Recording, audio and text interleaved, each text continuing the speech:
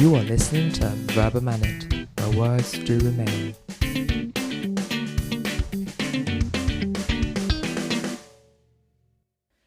Welcome to this episode of the podcast series Right the Wrongs. Every Wednesday and Saturday, Right the Wrongs raises public awareness on pressing human rights issues and creates an incubator of activism. I'm Sofia, and today we're focusing on the ongoing affairs in Belarus. To better understand the current perplexing situation there, one should first and foremost briefly acquaint themselves with the biography of Alexander Grigorievich Lukashenko. Yes, get ready to the overwhelming amount of Slavic surnames. They are all going to be important here. So, how did a bright, musically talented farm boy get coronated with the title of Europe's last dictator? Already 2 years after his graduation from the Belarusian Agricultural Academy in 1985, Alexander Grigorievich Lukashenko became the head of Sovkhoz in Gorodets, a Soviet state-owned farm. Ambitious and goal-driven, he got a position of the deputy of the Supreme Council of Belarus in 1990. By 1993, Lukashenko was able to find his way into the parliament as the interim chairman of the Anti-Corruption Committee. Although the work of the committee was mostly meaningless and ineffectual, Lukashenko used his talent of public speaking to address the topics appealing to the Belarusians. One could often hear young Lukashenko promoting the values of the Communist for Democracy Party, populistically basing his speeches on justice, as he rallied the crowd to punish the corrupt government and expose the ruling elite. In 1994, the Belarusian people, starving and longing for a better life, perceived Alexander Grigorievich as a right man to guard and rebuild the country with a vote share of 80.6% in the second round. On the 20th of July 1994, Lukashenko took an oath by holding his hand on the constitution and quoting Abraham Lincoln, "Democracy is government of, by, and for the people," stating that the only dictatorship in Belarus would be the dictatorship of law. However, his high approval ratings soon began to change, when in April 1995, the Supreme Council declined 3 out of 4 propositions to be ratified for a referendum. 19 representatives of the opposition parties announced a strike and remained in the hall of the Supreme Council overnight, where, by the command of the president, special units of OMON soon arrived and beat up the deputies before forcing them to leave the premises. In the following year, the former advocate for democracy organized the second referendum, which granted him Tsarist credentials. This meant that he could independently appoint ministers and dissolve the parliament. Viktor Gonchar, a prominent politician and supporter of Lukashenko from the beginning of his political career, along with other 70 deputies of the Supreme Council, refused to accept the results. The Commission of Inquiry was formed to further investigate breaches of the constitution in the referendum procedure. On the 16th of September 1999, Viktor Gonchar went missing. On the alleged site of his abduction, witnesses found traces of blood and broken glass. Meanwhile, the authorities attempted to convince the public that Gonchar voluntarily fled abroad. However, a couple of months before the incident, on the 7th of May 1999, another former Lukashenko's associate, Yuri Zakharenko, also disappeared. The names of the guilty ones are quite obvious, since, prior to the abduction, Yuri revealed the violent and totalitarian nature of Alexander Grigorievich in the interview for the movie Vkhashevsky and posed a legitimate competition for the current leader in the upcoming elections.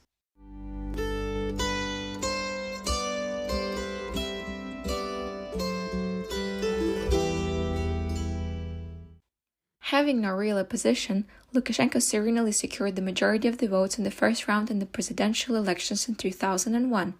Yet, according to the constitution, he could not legally run for the third term. Nevertheless, believing in his own irreplaceability, he decided to organize another referendum, or should we better name it a plebiscite, in 2004, asking the nation to allow the omission of the first part of the Article 81 of the Constitution concerning presidential terms. Albeit the prohibition by the Electoral Code to bring the Republican principles up to the referendum, 87.9% voted for allowing Lukashenko to stay for an infinite amount of yet-to-come terms. Thus, from 2006 to 2010, Lukashenko served his third term that he straightforward followed by the fourth one, albeit slight public resistance.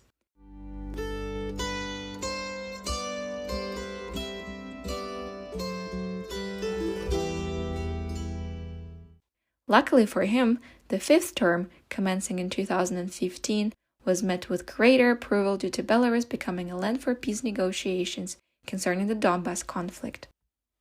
So, while legitimizing the first 5 terms posed no obstacles enough to undermine the ruling of the self-made Tsar, the 2020 presidential elections explicitly showed the mounting distress and rancor of the Belarusians. 3 of the most prominent and conventional opposition politicians, Viktor Babaryka, Valery Tsepkalo, and Sergei Tikhanovsky, were ready to run for presidential elections, gaining more signatures than required to be registered. Yet, the Central Election Commission claimed the majority of the signatures to be falsified and prohibited all from entering the presidential race. To ensure no further complications will destabilize the trust in the one and only leader of the Republic, Sergei Tikhanovsky was detained in May, while Babaryka, together with his son, was accused of illegally offshoring money to Latvia and arrested in June. The third opposition leader fled to Poland by July. Feeling the urge to provide Belarusians with the choice, the team leader of Babaryka, Maria Kolesnikova, and wife of Valery Tsepkalo, Veronika, joined forces to support Svetlana Tikhanovskaya, wife of Sergei, who decided to run in the presidential race on behalf of her husband and registered as an independent candidate on the 14th of July 2020.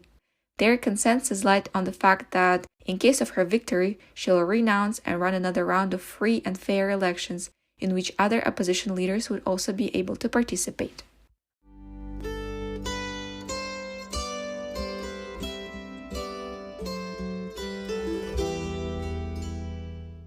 Albeit constant threats of imprisonment and sending her children to state orphanage, as claimed by Svetlana herself in multiple interviews, she firmly decided to remain the symbol of freedom. The 9th of August. Dies Irae has come. The entire nation is patiently awaiting the results. The results, published by the Central Election Commission of Belarus, gave Tikhanovskaya 10.12% of the votes, whereas Lukashenko got, again, an outstanding 80.10%. Tikhanovskaya's allegation against an obvious electoral fraud garnered public support, and the news evoked a swift reaction around the country. An estimated number of between 120,000 and 200,000 went out on the streets of Minsk to protest. The confrontation between the people and police forces was of an unprecedented scale. While the special units of OMON used grenades and tear gas to threaten the crowds, people were building up barricades and throwing Molotov cocktails. Some bold drivers even attempted to run over the police. During the next 4 days, more than 7,000 people were arrested. Some of the arrested claimed to be unaffiliated to the protesters and unreasonably detained. Women and older people asserted to have been tortured at police stations. Many independent journalists left the country to avoid detention.